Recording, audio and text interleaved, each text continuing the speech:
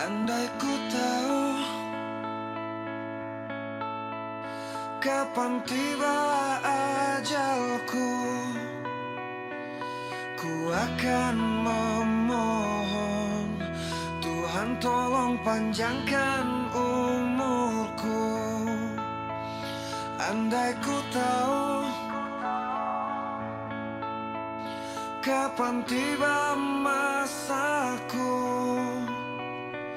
ku akan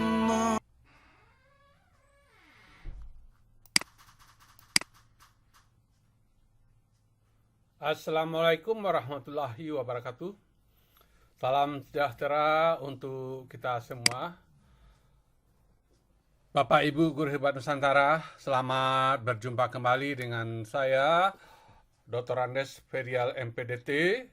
Pada pertemuan kita berikut ini, memasuki topik yang kelima, bulan kelima itu strategi pembelajaran efektif dengan pendekatan berpusat pada peserta didik. Subtopik yang ketiga yaitu memonitor perkembangan kemajuan peserta didik. Bapak Ibu Guru Hebat Nusantara, deskripsi pelatihan kita strategi pembelajaran efektif dengan pendekatan berpusat pada peserta didik dirancang untuk membekali para pendidik dengan keterampilan dan strategi untuk menciptakan pembelajaran yang efektif dengan fokus pada kebutuhan individual anak didik. Diklat ini akan memberikan pemahaman yang mendalam tentang pendekatan berpusat pada peserta didik, mendorong kreativitas, dan memberikan alat untuk memonitor dan meningkatkan motivasi belajar anak didik kita. Seperti yang kita sampaikan pada pertemuan sebelumnya, ada 5 kali pertemuan. Pertama sudah kita ikuti.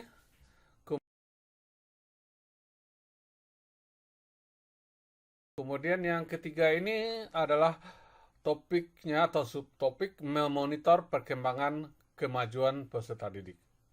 Baiklah Bapak Ibu Guru Hebat Nusantara, kita lanjutkan step by step. Pertanyaan kita, apa pentingnya memantau kemajuan individu anak didik kita? Yang pertama itu adalah untuk mengetahui personalisasi pembelajaran. Dalam hal ini, kita memantau kemajuan individu anak didik kita, sehingga nanti memungkinkan kita untuk menyesuaikan pendekatan pembelajaran agar sesuai dengan kebutuhan mereka. Nah, kita mau sama-sama mengetahui bahwa dalam kurikulum mereka ini kita sudah menerapkan pembelajaran berdiferensiasi. Kemudian yang kedua, pentingnya itu adalah keterlibatan dan motivasi. Pembelajaran yang disesuaikan dengan kebutuhan dan kemampuan mereka ini akan meningkatkan keterlibatan motivasi dalam proses belajar mengajar. Kemudian yang ketiga juga untuk mendeteksi tantangan atau kesulitan yang spesifik. Dalam hal ini kita sebagai guru dapat mengidentifikasi area-area di mana anak didik kita mengalami kesulitan atau tantangan khusus. Ini memungkinkan kita sebagai guru bisa memberikan bantuan atau bimbingan yang lebih tepat. Kemudian juga yang keempat pentingnya itu adalah untuk mengukur efektivitas pembelajaran. Kita mengevaluasi sebagai seberapa baik metode atau mungkin juga model-model pembelajaran berfungsi untuk berbagai anak didik kita yang mempunyai keberagaman. Kemudian yang terakhir memang itu adalah untuk memantau itu keterlibatan anak didik kita. Jadi kita menemukan minat mereka sendiri sehingga kita bisa berkolaborasi dan menerapkan pengetahuan dalam konteks dunia nyata untuk anak didik kita. Bapak Ibu Guru Hebat Nusantara, kita lanjutkan. Ada beberapa kriteria yang relevan dalam memantau kemajuan individual anak didik kita. Yang pertama itu adalah kemampuan akademiknya. Jadi kalau kita memantau kemampuan akademiknya ini, bisa saja ini nanti berupa keterampilan kognitif yang mencakup kemampuan pemahaman masalah dan pemahaman konsep. Juga nanti yang termasuk kemampuan akademik itulah pencapaian mata pelajaran. Dalam hal ini penguasaan materi pelajaran yang kita ajarkan sesuai dengan kurikulum yang berlaku. Kemudian juga mencakup kemampuan bahasa, kemampuan berkomunikasi, menulis, membaca, dan memahami bahasa. Yang sekarang itu ada istilahnya kemampuan literasi. Bapak Ibu Guru Hebat Nusantara, kemudian yang kedua itu yang relevan untuk memantau kemajuan individual itu keterampilan non-akademik. Ini bisa saja nanti kita memantau kemampuan sosial dan emosional anak didik kita. Bagaimana mereka berinteraksi sosial, memecahkan konflik, dan bagaimana mereka mengelola emosinya. Dan juga nanti termasuk kemandirian.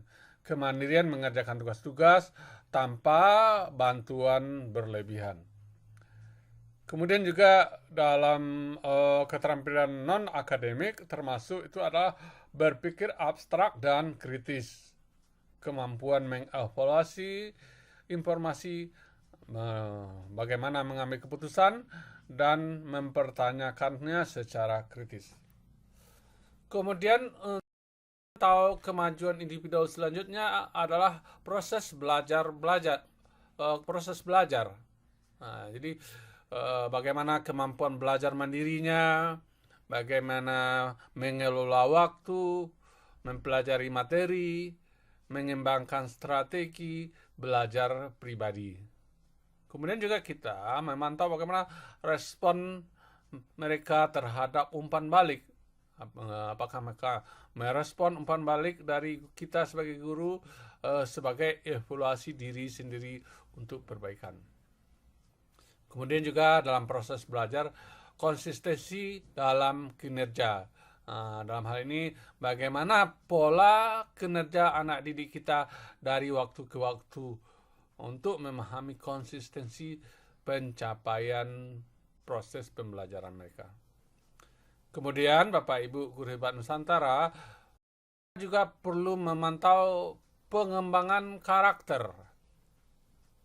Dalam hal ini secara umum termasuk adalah keterampilan soft skill, keterampilan berkomunikasi, berkolaborasi, kepemimpinan, kecerdasan emosional. Kemudian juga termasuk keterampilan problem solving, menangani masalah, kemudian menemukan solusi dan beradaptasi dengan perubahan. Kemudian Bapak Ibu Guru Hebat Nusantara juga kita perlu perhatikan itu kehadiran dan keterlibatan. Jadi dalam pembelajaran bagaimana kehadiran dan ketidakhadiran anak didik kita. Kemudian juga partisipasi mereka di kelas. Kemudian yang terakhir secara umum itu pertumbuhan, apakah ini mengikut perkembangan atau perkembangan psikologis. Bapak Ibu Guru Hebat Nusantara, ini merupakan kriteria umum dalam memantau kemajuan individual anak didik kita. Kemudian kita perlu mengetahui bagaimana metode untuk memonitor perkembangan dan kemajuan peserta didik. Secara umum kita sudah melakukan berbagai macam cara ada 4 cara umum. Yang pertama itu pengamatan, yang kedua itu catatan anekdot, kemudian bisa berupa angket dan wawancara, dan yang keempat bisa kita melakukan serangkaian tes. Pada pengamatan ini juga dikatakan dengan metode observasi, ya. Jadi dalam hal ini kita menggunakan indera manusia, indera pengamatan. Kita bisa memberikan lembar pengamatan, dan kita juga perlu menggunakan teknik pengamatan. Nah, ini yang kita amati, mungkin pengamatan sehari-hari yang kita lakukan secara sistematis, partisipatif, dan non-partisipatif. Jadi ini istilahnya bagaimana partisipasi mereka atau mereka tidak berpartisipasi. Kemudian proses perkembangan anak didik kita melalui pengamatan langsung. Jadi kita lihat langsung. Nah, dalam hal ini memang sangat perlu sekali ketelitian dan kecermatan dalam melakukan pengamatan, atau tadi yang dikatakan dengan metode observasi. Bapak Ibu, antara cara yang kedua itu berupa catatan anekdot. Nah, ini merupakan hasil pengamatan yang autentik. Dalam catatan anekdot ini bisa kita menggambarkan perilaku anak didik kita dalam situasi tertentu. Nah, ini merupakan pengalaman yang tepat memahami penyebab perilaku anak didik kita. Nah, ini juga bisa nanti merupakan solusi yang sesuai dengan masalah. Nah, catatan anekdot yang objektif dan deskriptif dan selektif. Nah, kita akan bisa nanti memahami sikap, kebiasaan, perilaku anak didik kita. Kemudian metode yang ketiga yang umum kita lakukan itu angket dan wawancara. Nah, jadi kita sama-sama mengetahui bahwa angket dan wawancara itu pengumpul data melalui tulisan. Nah, kalau wawancara itu komunikasi langsung dengan responden anak didik kita. Nah, ini informasinya mungkin bisa dari anak didik, dari orang tua, dan dari teman-temannya. Nah, dimana kalau dalam kondisi wawancara ini waktunya lebih lama daripada angket. Bapak Ibu Guru Hebat Nusantara, itu yang banyak kita lakukan itu melakukan serangkaian tes. Nah, ini memahami karakteristik, seperti karakteristik gaya belajar, kemudian juga mengukur perkembangan siswa, kemudian tes kecerdasan, bakat, kepribadian, dan prestasi belajar. Nah, dan juga kita melakukan tes sumatif, tes formatif, dan tes prestasi belajar. Tes kepribadian, bakat, kecerdasan sesuai dengan kebijakan satuan pendidikan kita. Bapak Ibu Guru Hebat Nusantara, kita lanjutkan bahwa selain metode yang umum, penting sekali kita melakukan metode inovasi. Kemudian apa pentingnya kita melakukan metode inovasi untuk memonitor perkembangan kemajuan anak didik kita? Kita sama-sama mengetahui dalam kurikulum mereka, kita lebih intinya nanti menerapkan pembelajaran berpusat kepada peserta didik yang kita kenal dengan istilah pembelajaran berdiferensiasi. Nah, dengan menggunakan metode inovatif ini akan memainkan peran yang krusial dalam memantau kemajuan anak didik kita secara individual dengan alat teknologi inovatif. Nah, dalam hal ini guru memberikan pembelajaran yang lebih personal dan efektif sesuai dengan kebutuhan unik anak didik kita. Ini juga akan memberikan kesempatan untuk respon yang cepat, pemantauan yang lebih akurat, dan pembelajaran yang lebih efektif. Kita mengetahui bahwa pembelajaran berdiferensiasi mengakui keberagaman dalam gaya belajar, kecepatan pemahaman, dan kebutuhan anak didik. Untuk itu memang perlunya metode inovatif untuk memonitor perkembangan kemajuan peserta didik. Dalam hal ini juga menjadi catatan kita, kita sebagai guru itu kan semacam ada kewajiban untuk belajar diri. Jadi pada plafon Merdeka Belajar PMM ya, plafon Merdeka Mengajar, kita belajar mandiri. Kemudian setelah kita nanti mempelajari modul-modul itu secara mandiri, kan ada aksi nyata. Aksi nyata. Jadi bagaimana kita melaporkan aksi nyata itu? Ini bisa kita gunakan. Metode inovasi ini banyak dijadikan sebagai cara-cara melaporkan perkembangan kemajuan anak didik kita. Baik, Bapak Ibu Guru Hebat Nusantara, ada beberapa cara yang akan kita bahas pada pertemuan kita hari ini. Cara yang pertama itu yang cukup populer itu adalah metode inovasi untuk memonitor perkembangan kemajuan anak didik kita yang dikenal dengan KWL atau metode Know. K itu apa yang Anda ketahui, what you know. Ini misalnya materi pembelajarannya tentang sepak bola, what you know about the history of soccer, sejarah. Kemudian apa yang kamu ketahui. Ini tentang materi kita. Bagaimana? Jadi ini Bapak Ibu Guru Hebat Nusantara. Ini kita lihat, ini sudah ada di sampingnya, kami berikan catatannya. Jadi metode KWL ini alat strategi visual membantu anak didik kita memonitor dan merefleksikan pemahaman mereka tentang suatu topik pembelajaran. Ini berupa cat. Cat ini terdiri atas 3. Yang pertama itu know atau tahu. Bagian ini mencakup apa yang sudah diketahui atau dipahami anak didik kita tentang topik yang sebelum dipelajari. Siswa mencatat apa yang mereka ketahui sebelum mereka mempelajari materi tersebut. Jadi biasanya dalam pelaksanakan itu ada yang kertas-kertas yang pakai stiker itu berwarna-warni itu. Kita minta anak kita, katakanlah topik pembelajaran kita sekarang mungkin tentang fisika, misalnya perubahan zat.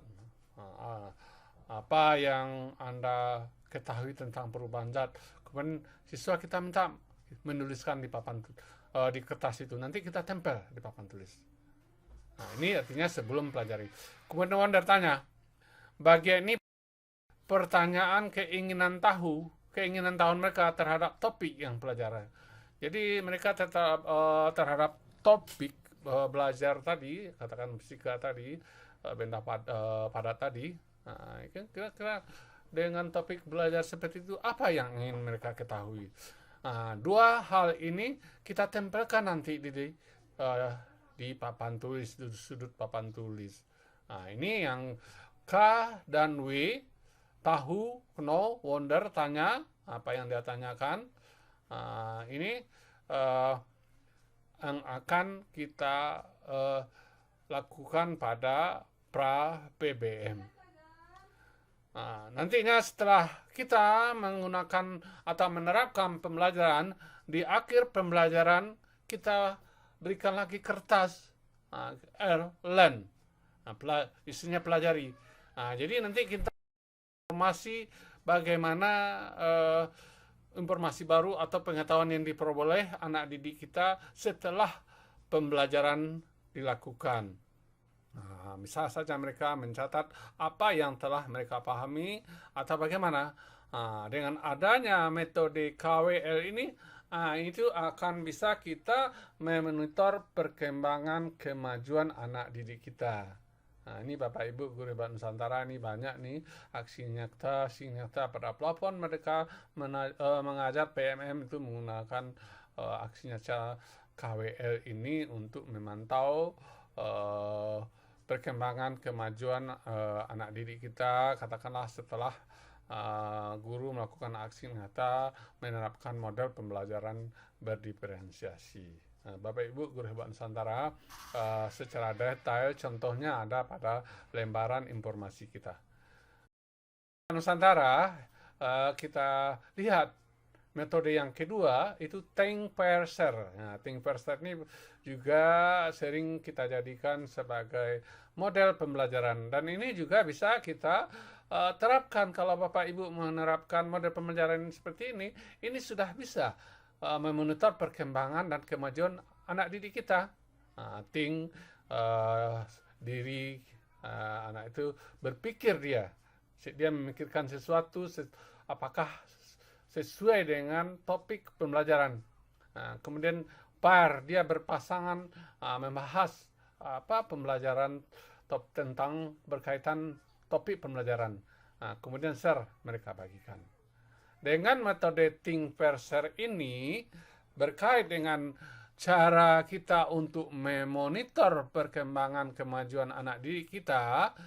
Itu yang pertama, kita pada observasi aktivitas berpasangan, bisa kita memantau interaksi anak didik kita saat mereka berpasangan atau berdua, mengamati tingkat partisipasi dan pertukaran informasi dan kualitas diskusi mereka. Kemudian juga kita bisa mengevaluasi respon anak didik saat berbagi. Kita memperhatikan sejauh mana anak didik kita mengungkapkan pemahaman mereka berbagi di kelas.